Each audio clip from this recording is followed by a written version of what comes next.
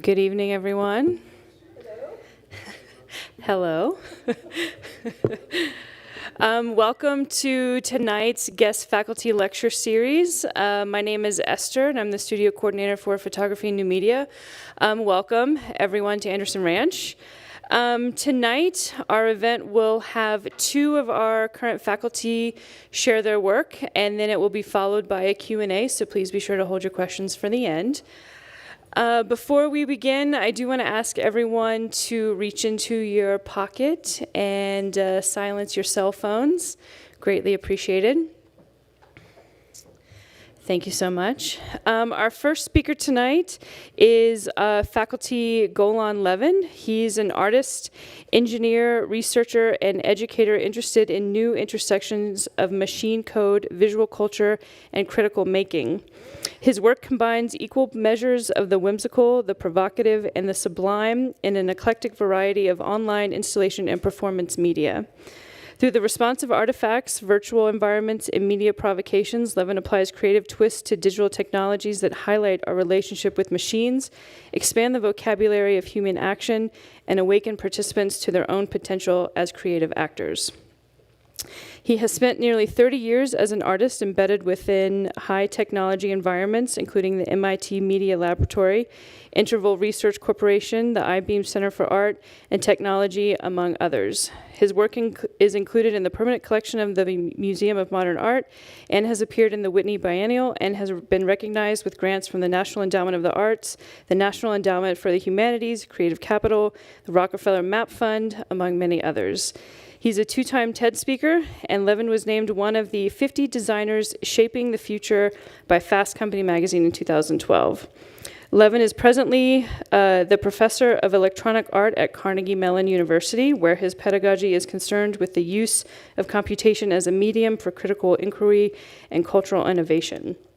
He teaches studio courses in computer science on themes of interactive art, experimental capture, generative design, and visualization. So please give Golan a warm branch welcome.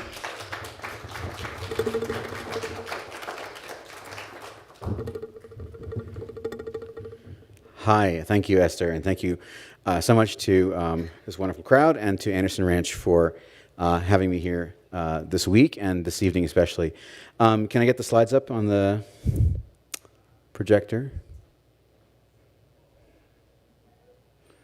Excellent. Thank you. Perfect. We're good to go. Hi, everyone. I am known for going over time, so I'm going to try and keep this nice and tidy. They told me 20, 25 minutes, and so we'll try and respect that. It's really lovely to see you all here tonight. As Esther maybe indicated with my bio, I am kind of a generalist in new media art. I work in a lot of different areas that use code to make new forms of creative expression.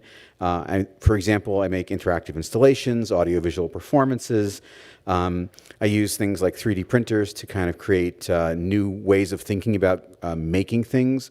And this week here at Anderson Ranch, I'm actually focusing on something called generative art. How many of you have heard of generative art? Wonderful. Okay, a few of you. That's great. So generative art is a different way of art making. It's been around for actually very many years. Using computers, it's been around since approximately the mid-'60s. It's actually older than acrylic paint. But people have been making generative art even before computers existed, using other techniques. But the basic idea of generative art is to not make a single artwork, but to sort of make a machine that makes artworks for you. And so to somehow articulate the rules that would govern a kind of a specific piece of art, and then have some kind of system, which could be a piece of software or it could be a mechanical machine, sort of make those artworks for you. And an example you might know would have been like the Metamatic Kinetic Sculptures by Jean Tinguely that he made in the 1950s, where he'd have these kind of funny like mechanical robots with a paintbrush at one end, and they would jiggle around and sort of make paintings that he would then sort of give to people. And so this was a machine that he made that was an artwork that made artworks, and that's kind of what I do. Generative art is now entering, I think, a really mature phase where people who are artists who are able to write software are doing so in a lot of really interesting and creative ways. And so what I'm going to show you tonight are some of the ways in which I have been using generative art principles in my work. I'm also going to show some interactive installations that all of this work sort of has to do somehow with this top title of my talk, Drawing with Machines, which is also the title of my talk here this week at Anderson, the title of my workshop this week here at Anderson Ranch. So I'm going to show a little bit of my own interactive installation work that deals with drawing with machines. I'm going to show some work from my students at Carnegie Mellon who are using computer-controlled plotting machines, or robot, basically drawing machines, in order to execute their generative artworks. And then we'll just wrap it up there. So one of my first projects that I ever made was this piece of software here called Yellowtail. And it's a piece of interactive software that runs on a tablet or phone, or at the time a desktop or laptop machine. And this is my cursor, and I'm basically drawing these marks. And what the software provides is a way that using a single gestural mark from your mouse, you can simultaneously specify not only the shape of a mark, but also its quality of movement. So you can think of this as a way of using drawing-like gestures to paint animations. Play that again, just to kind of show it. So different marks move in different ways. A kind of a bump-shaped mark moves in a bumpy way, and a wiggly mark moves in a wiggly way, and fast marks move quickly, and slow marks move slowly. And very quickly you can kind of compose an animated texture from these marks. So this is a kind of a new form of drawing, if you will, where you're drawing animations. And just for contrast, here is a very similar program called Bluetail, in which marks animate in a very different way. It turns out to be just one line of code of difference that sort of distinguishes the two programs. But here, marks move in place, and they're sort of the animations that you give them propagate between the two endpoints. But again, the drawing, the gestural mark that comes from my own and family experience in painting and drawing is here translated into this kind of dynamic space. Okay, so that's one of my earliest projects from probably more than 20 years ago. Let me show some interactive installations that deal with image making using the body, that sort of use full body interactive gestural ways of performing imagery. And this isn't exactly drawing now, but it is using the body to create sort of visual expression and visual form. And these are interactive installations that are open to the public. So here's an example. This was actually inspired by my mother, who was an abstract painter. And when I was small, she used to teach me about how to draw from life. And she would always talk about negative space, about how one could sort of draw more accurately from life if you drew the spaces around and between the body, the negative spaces. And this was a difficult concept maybe for a 6-year-old. Nowadays, we have this sort of helpful sign like this where you can sort of think, oh, it's a heart inside the shape or something like that.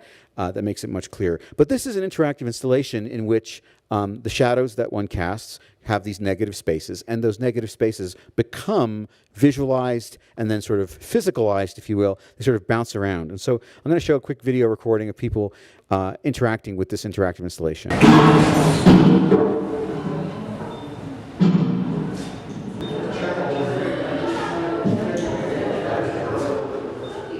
So people are performing imagery. They make these shapes, they fall down, they make some sounds when they fall, and visitors would end up sort of casually collaborating, like these two people suddenly discovering that they can make a big shape in between them. There's a couple different projectors that are happening here. There's a video projector, which is projecting the pink shapes, and a kind of just a regular analog light, which is projecting the blue square.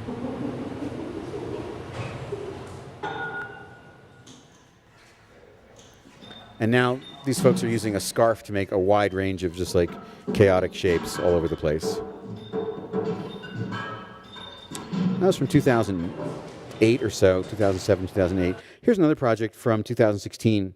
In this project here, that was called Interstitial Fragment Processor. This is called Ghost Pole Propagator. This uses a laser beam to draw stick figures that are transduced from the actions of visitors who are in the vicinity of the piece.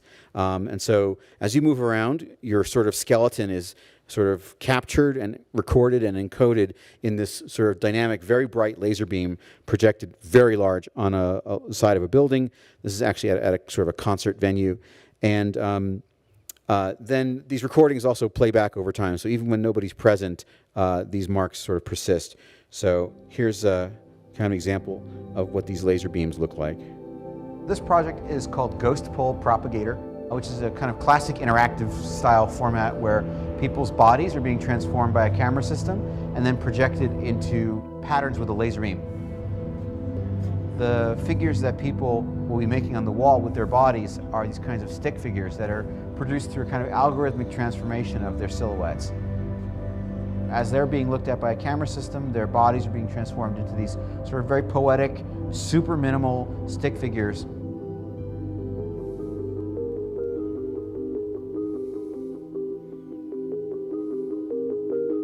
You could think of it almost as a kind of a poetic surveillance system that is obviously looking at their bodies or recording them, which obviously is, redolent of the climate of surveillance that we now know we live in. But maybe sort of taking a kind of a more poetic interpretation of what it means to be surveilled, and thinking about looking at our bodies in ways that anonymize us. Even though they're sort of ultra minimal, and there's no easy way to sort of see who it could have been, there's actually a lot of character that's maintained. The way that people are observed, the way they move, the very subtle ways that they hold their bodies, their postures, their characteristic gait, or their particular way of moving in the world is all transduced to these kind of stick figures in a way that preserves the humanity of the subjects without necessarily preserving their specific identity. Okay, so there's another way that sort of people can perform imagery. And part of the goal of this kind of work is to allow people to experience themselves as creative actors in new ways, to sort of show them sort of new ways of experiencing their own creative potential. Okay, so that's some examples of sort of interactive systems or generative systems that allow people to perform imagery. And now I want to kind of cut to what I'm doing here at Anderson Ranch. This is a photograph taken earlier today at my workshop. And what folks are doing is we're working with plotting machines to plot generative art. You can see one project by Caleb Ogg down there with some circles that are all packed together. And these machines in the middle of the sort of the middle aisle here are sort of robotic plotters. They are XY plotters that can move a pen around. And in so doing, make a piece of graphics. Artists have been working this way for a really long time. In fact, the very first artists to work with computers, starting around the mid-1960s, were working exactly this way. This is way before the introduction, and as many of you know, way before the invention of laser printers and color printers and things like that. It was even before the invention of interactive graphics on screens. So for artists like, for example, like Manfred Moore, shown here in 1970 with a large XY plotter, this was how he actually saw the output of his work. He would write some code and then hit plot, and the machine would execute it on paper. He wasn't able to pre-visualize it first on a computer screen. So it was quite a process there. Now, I think we've actually lost a lot in the decades that have happened since computer artists were working this way. I was inspired to begin teaching a course called Drawing with Machines that would use plotting systems like this just at the beginning of fall of 21, I guess about a year ago, when my students and I were coming back from quarantine for the first time. And we had all been isolated in our apartments or our rooms for a year and a half and had not been in the presence of other people, had not been in the presence of the university resources for doing and making stuff. And I was to teach a computer art course. And the idea of sticking to stuff that was purely screen-based didn't seem right to me. I really wanted people to be encountering physical materials. And I also wanted them to have a reason to kind of be around each other. So I wanted creative coding, which is this, this process of making art with code, to be something that had to happen in real life. And so the Drawing Machines with Machines course that has inspired the workshop that I'm teaching here began in the laboratory that I direct at Carnegie Mellon called the Studio for Creative Inquiry. And as with most of my research courses, it's kind of a one-room schoolhouse. It's a studio art course in computer science, as Esther mentioned, and it mixes students who span the range from sophomores through doctoral students and who hailed from many different departments: art, architecture, design, computer science, and beyond, engineering, biology. And what we wanted to do was to find a way that they really had to engage with materials. And plotters are great at that. Suddenly we're writing code for machines. And so these are these plotters that you're seeing here that are the same ones that I brought with us to Anderson Ranch. And these plotters have really spurred a kind of revolution in creative coding. It's highly active on Twitter. There's a hashtag called Plotter Twitter where you can sort of see all this work that people are doing. And I felt essential that students encounter real materials and negotiate real material conditions. Combining code and physical elements like ink and paper defamiliarized for them the process of art making for many of my students who were either coming from primarily traditional or virtual art backgrounds because they were using both of these kinds of techniques together. And plotters allow for a really wide range of interesting new forms of art making, just period. The perfect lines and surfaces of screen-based graphics had to be tossed out the window. Chiseled pen nibs would draw lines of different thicknesses depending on their orientation. Ink would spread depending on how long the pen would dwell in a given spot. Some pens would draw heavier or lighter depending on whether they were moving north to south or south to north. You know, ink A over B looked different than ink B over A. With some materials like finger paint, the order of the stroke movements mattered tremendously to how things turned out. Unlike with office printers, which we were, or photo printers like that we were so familiar with, students could now make art with fluorescent ink, glow-in-the-dark ink, invisible inks, metallic inks, or they could plot on colored paper. They could carve into new materials like clay or copper, or they could involve unexpected physics. If I click, you can see here's a plotter which has got some kind of paint marker, but there's sort of unexpected physics. Yes, if you move to the left, it's going to go to the left, but there's a kind of extra set of sort of indeterminacy that the physical situation is producing to this computer print, right? This is a computer-produced print, but somehow there's these unpredictable physics that have been injected in the middle of it.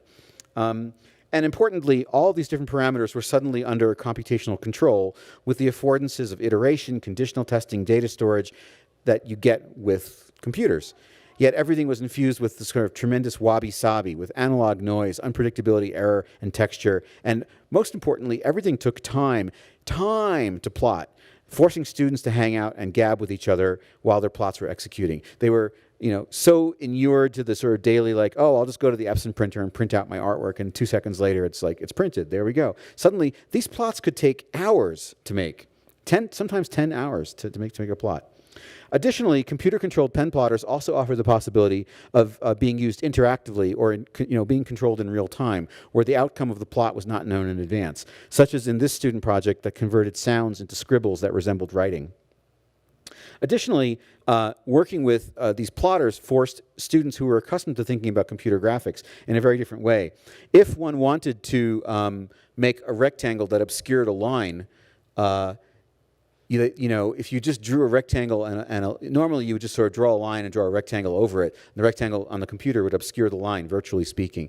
But if you did that with the plotters, you'd get this middle situation. So suddenly they had to think in a completely new way. They were like, oh, I have to clip the line and remove the part in the middle. So I have to calculate those little points in there where the line gets intersected. It's like, yeah, you have to figure out where that is, or else you're going to get that middle situation, which you don't want. So I can't tell you what a pleasure it is to see this kind of realization dawn on the students' faces when they go, oh, God, I have to really build a graphic system from the ground up. So what kinds of projects did we do? Well, the assignments were largely inspired by the original Bauhaus school and asked students to develop computational drawing skills from first principles, starting with the control of line, hatching, shape, and texture. So, for example, we gave a shape assignment that asked students to design a family of blobs, or we gave a field assignment that asked students to experiment with sort of this kind of, filling a field with elements that have this kind of irregularity. We did one study of pattern. So generative patterns, in particular patterns in which larger scale structures arise from the arrangement of modular elements. This was a really basic assignment that we gave the class. So this here is an example of such a kind of pattern. This is called Trichet Tiles, in which the sort of algorithmic or even random placement of these 2 basic elements allow for the generation of a wide range of complex superforms, right? So I have this left tile and the right tile over there, and then when you combine them randomly, you can make all these new shapes. So these are some kinds of tiling projects that my students made. So Davey, she's on the right over here. She made this tiling structure. She spent a huge amount of time carefully tuning the ratios of the size of the tiles to the weights of the black, gold, and white lines. This is a really funny tiling project by a student named Himalini Gururaj, and she's very interested in body horror. And she used a technique called Wang tiling to generate this plot of sort of body parts shown here in detail. They all sort of interlock with each other in funny ways. This is another project by a student named Nick Diamant who he built a sort of library of cartoon heads that are generatively or randomly arranged into a sort of wholesome orgy of mutual and unreciprocated kisses. So algorithmic layout constraints would guarantee that the head's facial expressions would reflect their current romantic status. And he also hand-colored distinct islands of connected elements.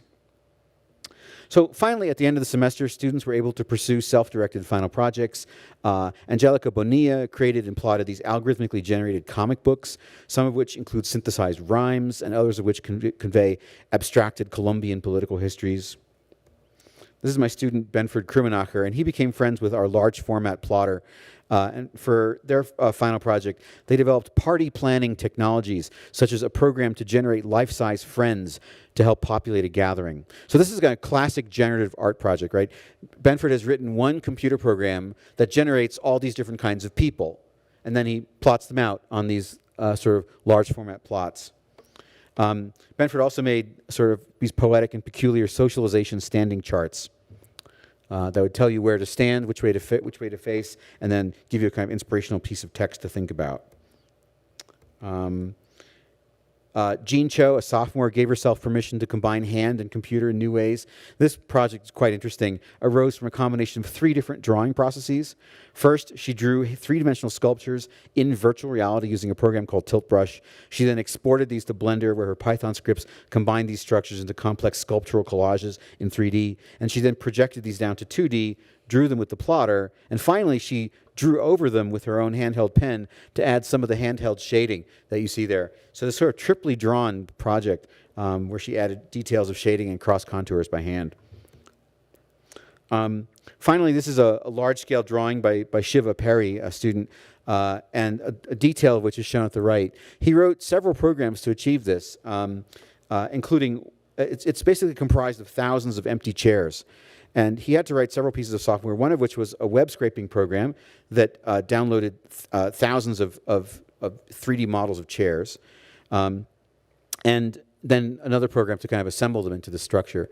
And Shiva won't say if he agrees with this interpretation of mine or not, but I find it meaningful that the number of empty chairs in this drawing is about equal to the number of people who passed away from COVID in our state, sort of leaving these empty chairs as we came back from the quarantine, to think about those kinds of emptinesses. Finally, I'd like to end with a project that I recently created of my own, which is using real-time control of the plotter. I'm thrilled that Chris Coleman, who's here, actually acquired one edition of this project. And this is a kind of a complex performance that I gave online last month, in which a strawberry is being examined by a microscope to my left. The microscope is interpreted by a computer, which extracts little contour blobs from it, which are shown on the upper right. And then when I like these blobs, I send them to the plotter to the right. And so I'm like, oh, I like that blob. Print it out. And go. And I'll say, go ahead and you.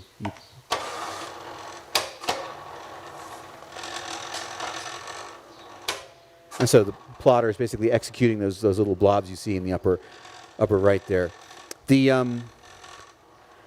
was a kind of, this sort of quartet of images was all streamed live to people sort of following along online as I sort of performed this drawing. Not too different in some ways from my old performances 20 years ago with the Yellowtail project that I showed you at the beginning. Anyway, that's all for me for now. I want to thank you so much for your time and interest tonight. It's been a pleasure talking to you, and those of you online as well. So thanks very much for having me here.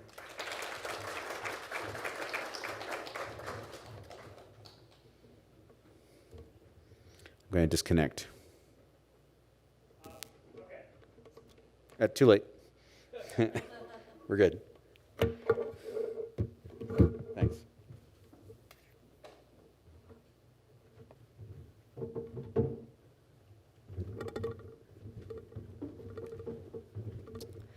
Thank you so much, Golan. Our next speaker is Michael Fortune.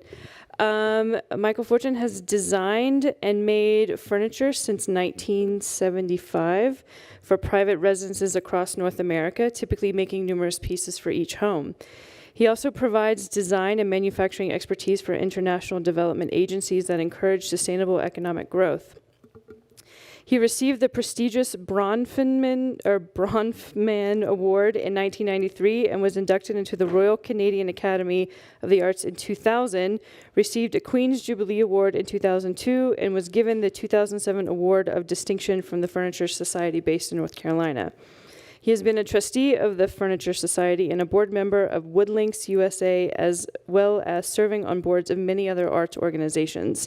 His work is included in several collections: the Canadian Museum of Civilization, Carridge Collection, the Royal Ontario Museum, and numerous Canadian embassies and consulates around the world. Michael graduated from the Furniture Design Program at Sheridan College near Toronto in 1974. Please welcome Michael Fortune.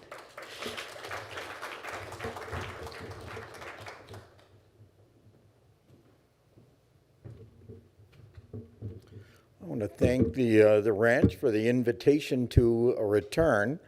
I've lost track of the number of teaching stints here, but it's around sort of 9 or 10. First one being in the early 1980s. The group I'm working with for the next 2 weeks is typical of the students that are attracted to the ranch here. A wonderful group. Across the 2 weeks, there'll be an incredible variety of projects that the students will be delving into. Here's the button.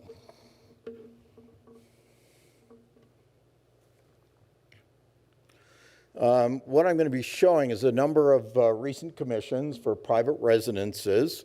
And when I remember, I'll mention the number of pieces that have been done for each home, and perhaps the year that that collection was started. The input the clients give me is pretty close to zero, is what it amounts to. They're simply asking for a dining table and provide absolutely no input. Beyond that, it's up to me as the designer and the maker to basically fill in the blanks is what it comes down to. What you're looking at here is a dining table. It's about a little under 8 feet long. I'm in the process of doing the chairs for this dining table in my studio at the moment. Torsion box construction. I'm not going to go into any technical descriptions, but as I'm wandering around the ranch for the next 2 weeks, if there's information of a technical nature you would like, stop me, and I'm more than happy to contribute anything that I can to your question. Detail on the top, very, very traditional technique of marquetry. Traditionally, it's incredibly labor-intensive and skill-intensive. But given my background as a commercial furniture designer, I've managed to come up with some methods of removing the sort of tedious labor required for doing marquetry. The glass has been sandblasted on the underside to continue the pattern across the dining table. Here's the chairs that'll be going around the table. The seats are compound coopered. The black area is cherry, but that's been ebonized with household tea, vinegar, and steel wool.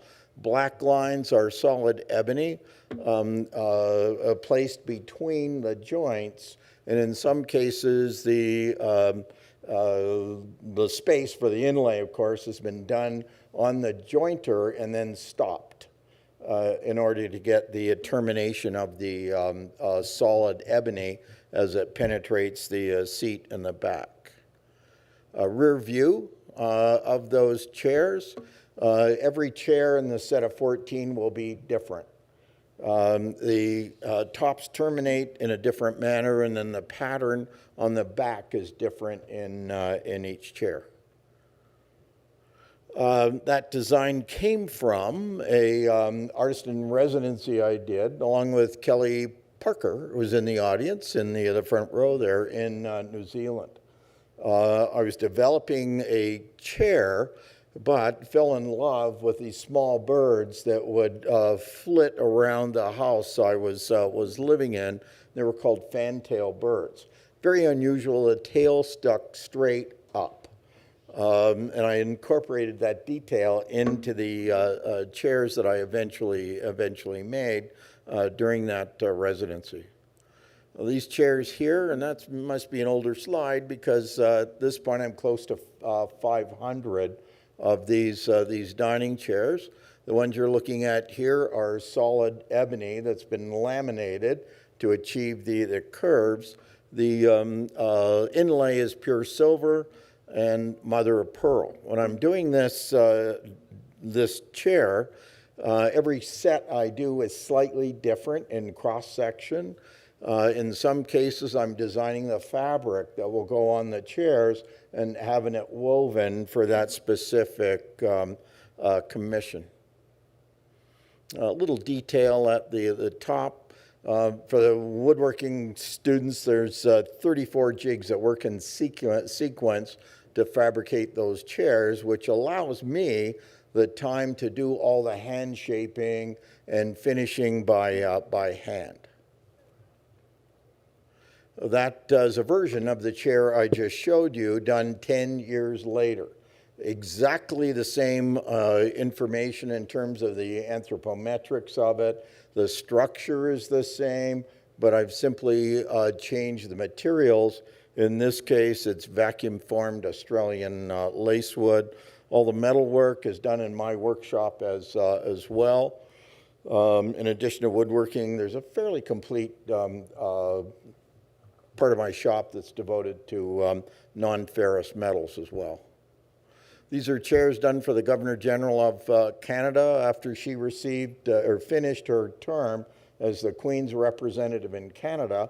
The outgoing Governor General is typically given a gift by the Canadian government, and it might be a elaborately done silver tea service. And she said, no, I don't want one of those. I'd like you to commission Michael Fortune to do my dining room. So that's where this commission came from. Chairs I've repeated as well. These are vacuum formed and then upholstered. The metalwork is roll formed bronze.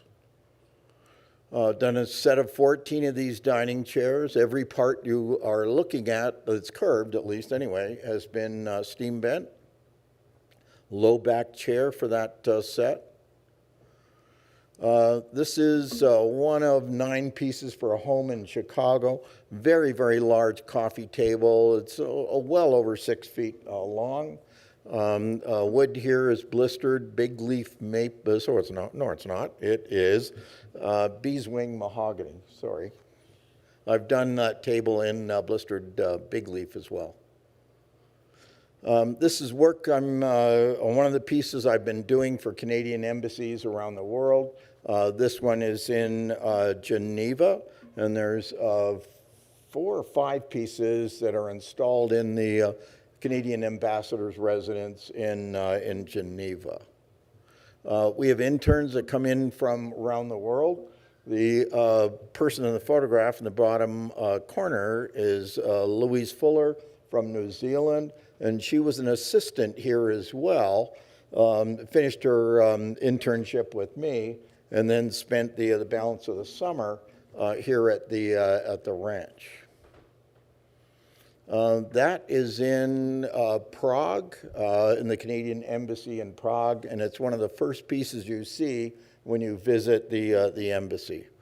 All the curved panels there are vacuum formed. All the veneer is done, cut on my own sawmill, which is right behind my workshop.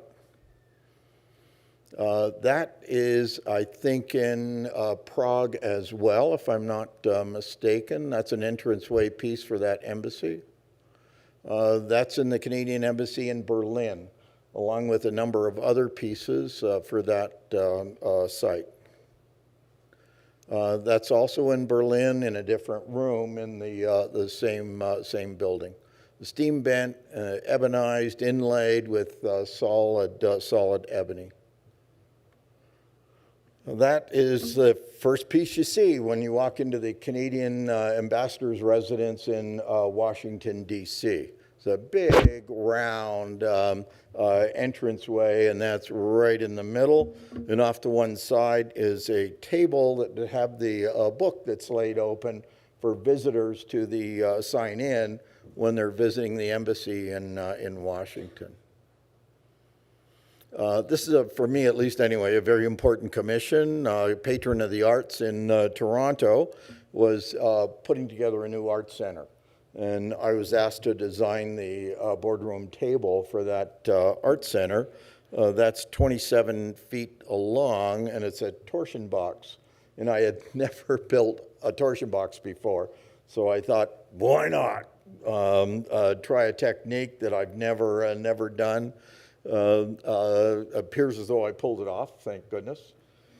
But on the other hand, that's kind of my approach. I don't design to what I know. I design to what I would like to know.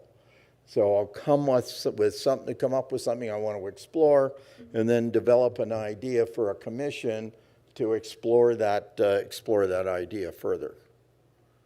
From that one commission, my workshop became the go-to workshop for art center boardrooms.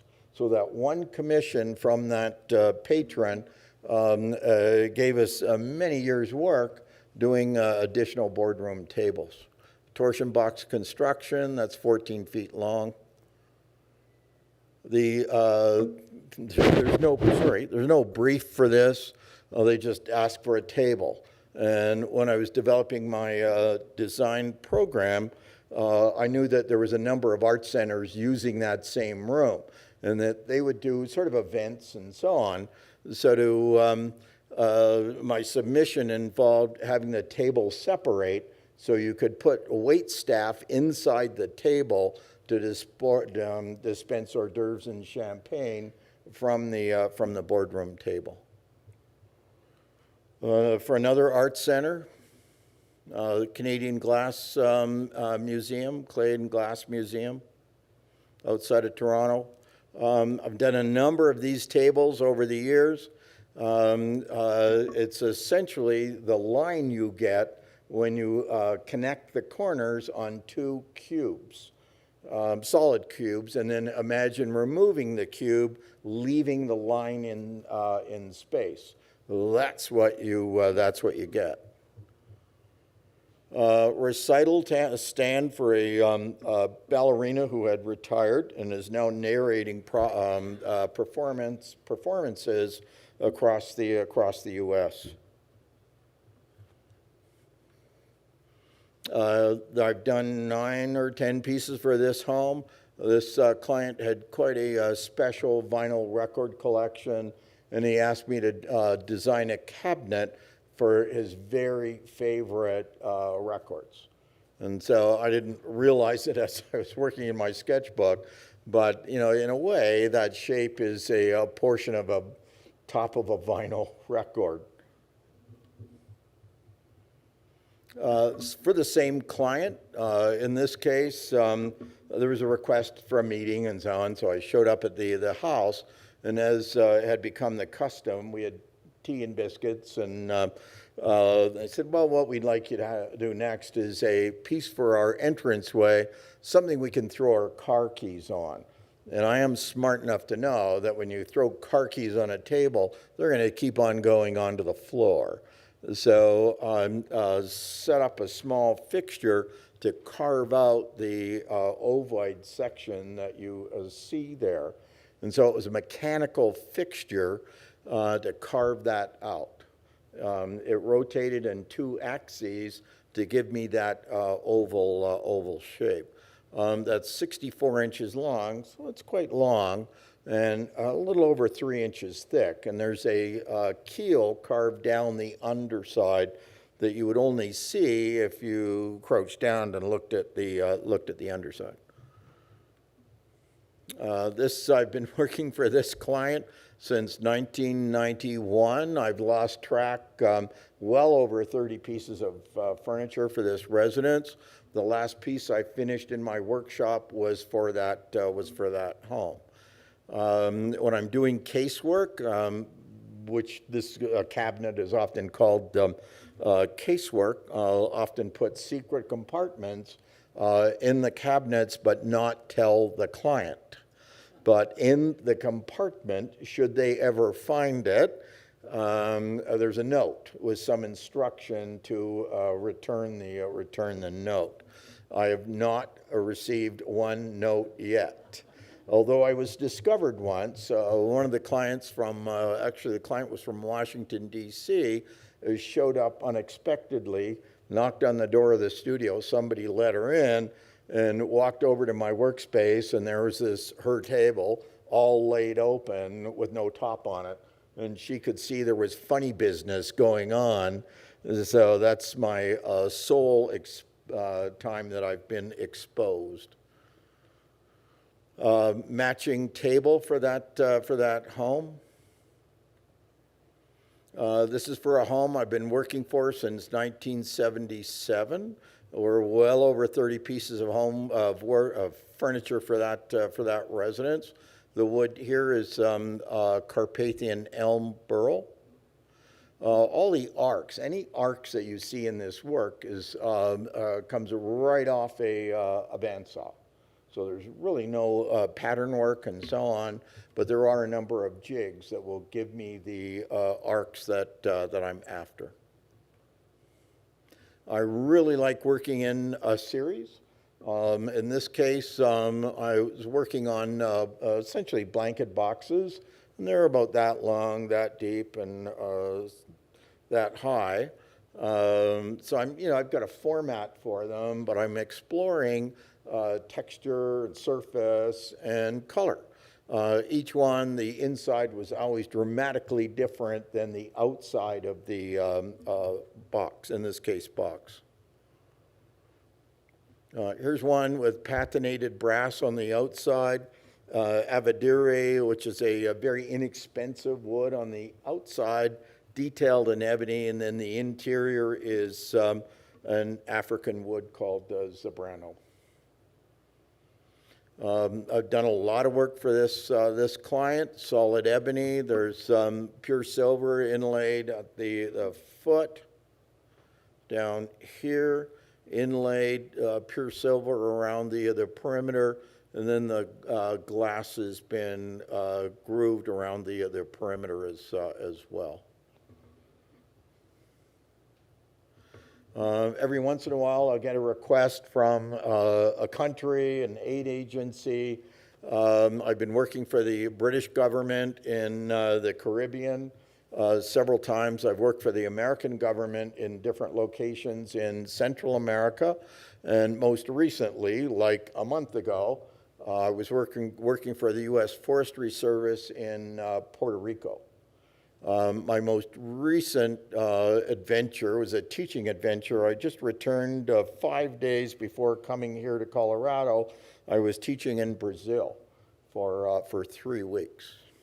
So in this case, my job is to go in and take a look, and specifically this case, at a lesser known species. Typically in a forest situation, the forest companies will go in, extract the woods that they're after, like mahogany, and then leave everything else.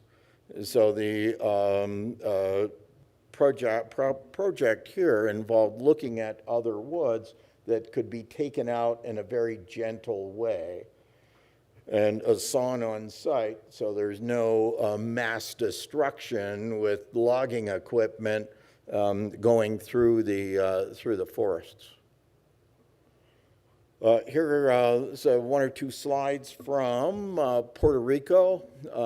You may know there were 2 absolutely horrible hurricanes that swept through the island, and just entire forests were just fell over, basically, were blown over. piled up in massive piles, and only now are they coming to realize that that wood should be, in fact, reclaimed and used. So that was my job for the U.S. Forest Service, to go in and just start that process through an organization called Greenwood. Very, very interesting for me. There were fields that had been completely destroyed. I mean, the trees knocked over. Just nothing was growing. So their Forest Service went in and started to plant trees that would grow fairly quickly, that would have some value if they were cut in a sustainable manner in the future. And I was astounded how quickly those trees would regenerate and how quickly they would grow. The Forest Service was showing me fields that were just totally leveled. They had planted small trees no bigger than my small finger, and then 2 years later, the trees were about so big in diameter. It was very encouraging, actually, to see that happening. This is furniture designed for production in Belize. This is for a private company owned by an American woman from Missouri. Every once in a while, an interesting competition will come across my computer screen, and this involved designing public benches. And the site was around a lake, and right smack in the middle of the lake was this absolutely huge fountain. But you couldn't really get too close to the fountain. You couldn't see the structure and so on. So all my submissions involved being flung out into the in an imaginary way, mind you, into the water, so you'd be closer to the fountain. That's 2 interns that were wishing they were getting thrown out into the water. Worked for another residence, done a lot of work for that home.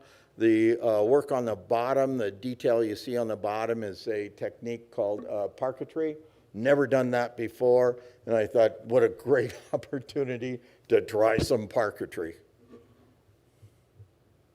This is a long-time client. They actually commissioned that chair that I mentioned that I've done, I'm approaching 500 of. And the clients that you work for are, they're commissioning furniture, but they are also helping you move forward as well. So in this case, for the chair, they said, designing and making chairs, that's kind of a challenge. Try and do one that you can continue to build in variation. And that's exactly what happened. And that is a piece in their dining room right beside the first set of those chairs. Detail, mitered dovetails. These dovetails, by the way, are all done on the bandsaw. Laundry hamper. I'm not going to give you prices on anything with this exception because I'm still kind of maybe a little amazed. This is an $8,000 laundry hamper. I don't have one, is what it amounts to. I do have a laundry hamper made by a fine company called Rubbermaid. Yeah. Worked for the children of my early clients, so I'm not entirely comfortable with that. Working for the children of my early clients. And we're coming to the end here. This is it was a pair of desks and a pair of credenzas for their children's home office. This is close to the end. This is furniture. The top flips over, so it's either an ottoman, a coffee table, 2 coffee tables, or two ottomans. And I think that, almost the end here. This is where I live, just outside of Toronto, about an hour and a half east of the city. That is a property I bought on the bottom left-hand side for $1 Canadian dollar. So right in the middle of 166 acres. And I won't go into the whole story, but in Canada, when properties are abandoned, they revert to the Crown. And so I bought that property from the Crown for $1. But keep in mind, it was a Canadian dollar, so it was only 75 cents. Yeah. So that's what it looks like now. And that is a view of my workshop and the waterway close to where I live. In the bottom left-hand side is the sawmill right behind my workshop. So I'm cutting my own timber and air drying it and so on. And that's the last image. And hopefully, as it says, I've got another 30 years of woodworking. So you can tell I'm an optimist, to say the least. So thank you very much for the invitation.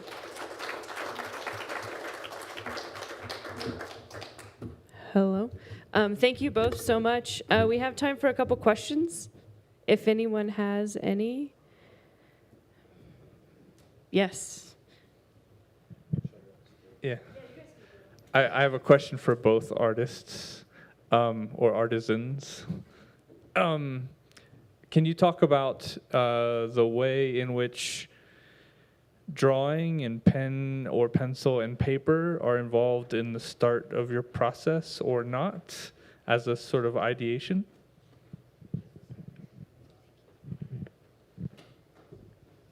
I was thrilled, amazed at watching your presentation. At the same time, it is so opposite to the way I go through my idea process, my ideation process. I'm a huge fan of inexpensive tracing paper and a 6B or even a 9B pencil. And the reason for that is that the nature of that will not allow me to get too involved in the how-to of what it is I'm designing. So I find there's a certain sensual quality to that super, super soft lead pencil as it glides over the paper.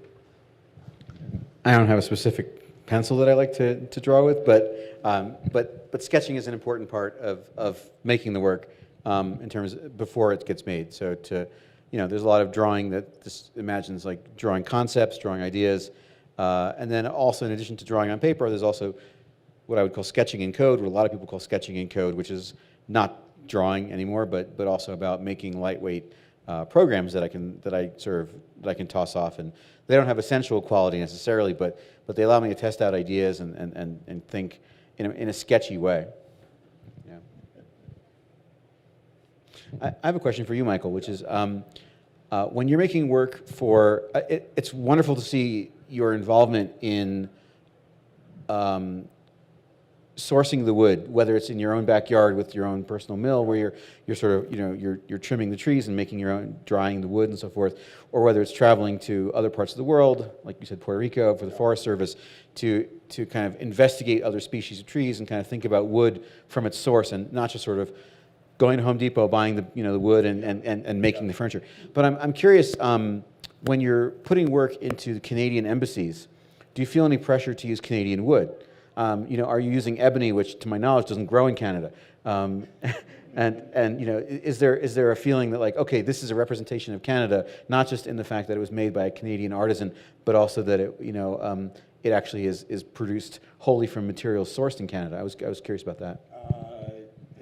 There's no pressure, period. In fact, there's very little input from the government on what I'm going to do. What I'm given is a line drawing of the available space, and then it's up to me to come up with something that I think fulfills the intended function, is what it amounts to. But you also don't feel any internal desire to tell a story that this is all made of Canadian wood either? I do not Yeah. have that desire, no. Yeah. it's, I think for me at least anyway, it's more about the form is what it amounts to, not necessarily what it's made from or with. Is it true that trees that grow on different sides of a mountain grow differently?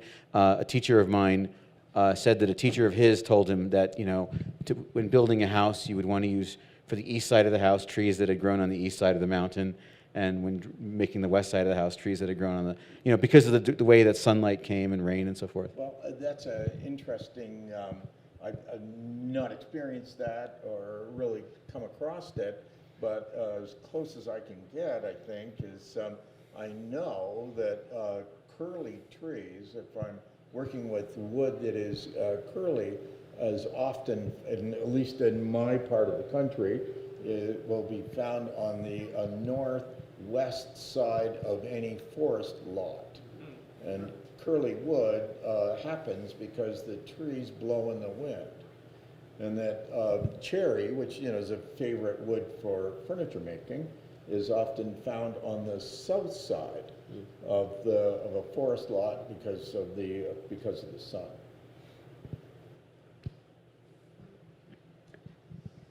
Any other questions? Yes. Yes. So are either of you doing anything with NFTs? I am. NFTs are a new way of selling art, but I don't think, in a way, I don't think there's much more special to them than that. Meaning, I think that they stand for non-fungible tokens, for those of you who haven't heard of it, and they're connected to the blockchain, which is a long record of transactions. I think what's actually very NFTs represent an artwork that's sold with a contract that says that it's unique, and it's sort of provably unique. And the idea of having an artwork that's provably unique is really not such a novel idea. People have had certificates of authenticity for a long time, saying that this drawing or this painting is an official work of Sol LeWitt or something like that, that says it's a kind of work that's authorized in a certain way, and the certificate sort of confers the value in some sense to collectors. Michael, your work is sort of already provably unique, and you don't have to worry about that. I think in the case of digital work, until now, or until recently, I should say, digital work, it's been harder to know that something is provably unique for collectors who care about that. And so NFTs represent a way of solving that problem for collectors who care.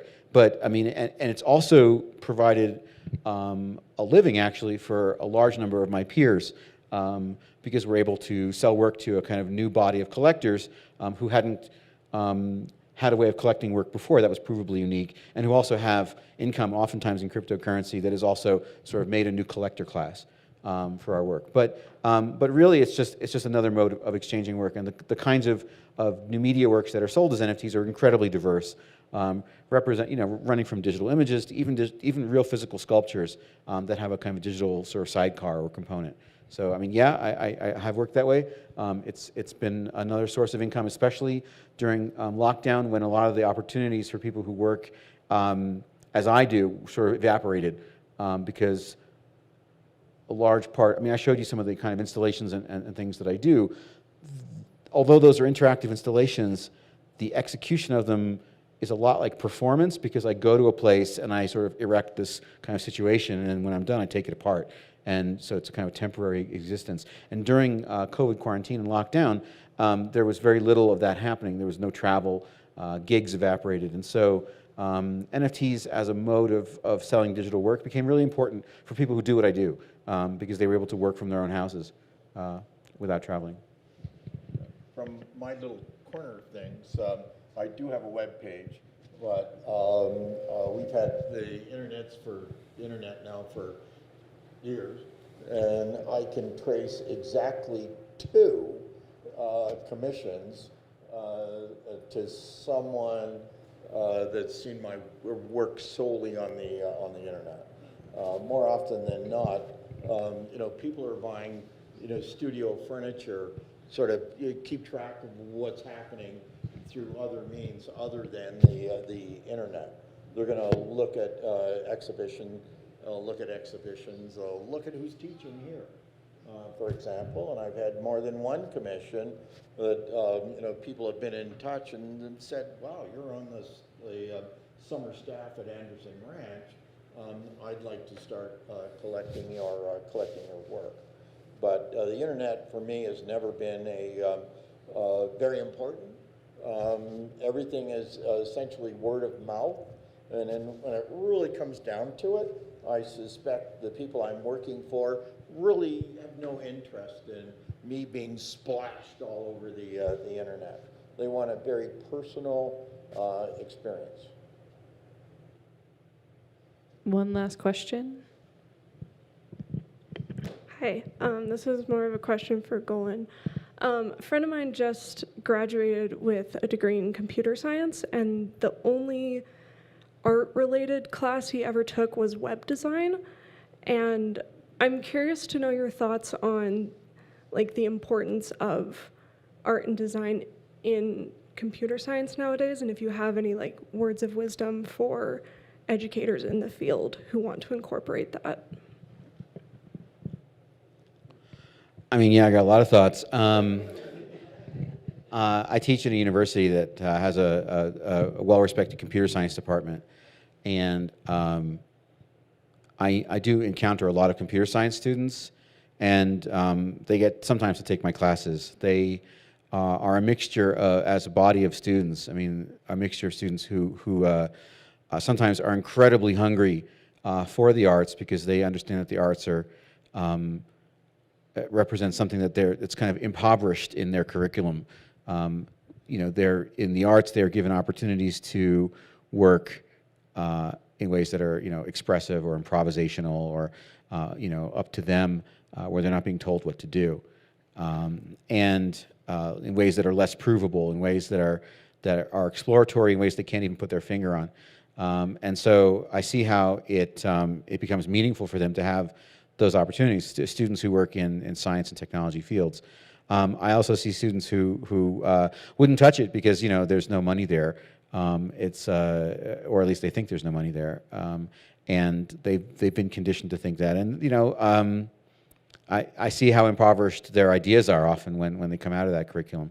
The world is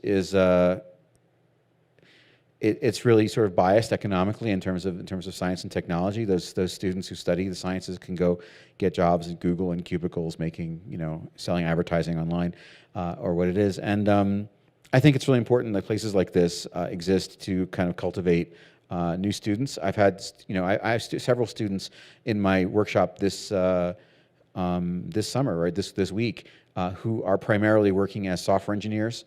And recognize the value to their own sort of maybe emotional and spiritual health to kind of come here and reinvest in themselves and their creative practices, to kind of use the skills that they have as engineers, but to use them for whatever is not their day-to-day, whatever is not the corporations that are paying them, but for their own interests and their own kind of creative pursuits, and to make things that are beautiful, to make things that are mysterious.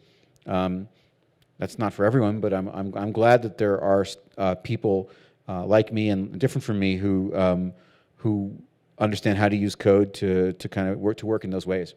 And I'm grateful to Anderson Ranch for kind of providing context for passing the torch to those next generation of students.